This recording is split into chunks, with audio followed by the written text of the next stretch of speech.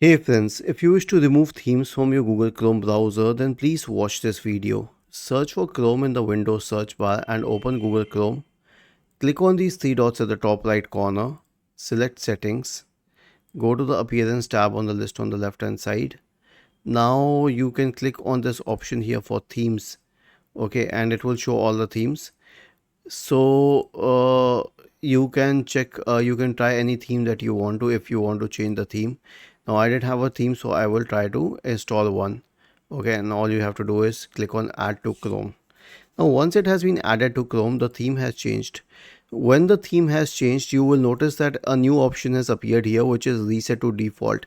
If you want to remove these themes, simply click on reset to default and the theme is gone.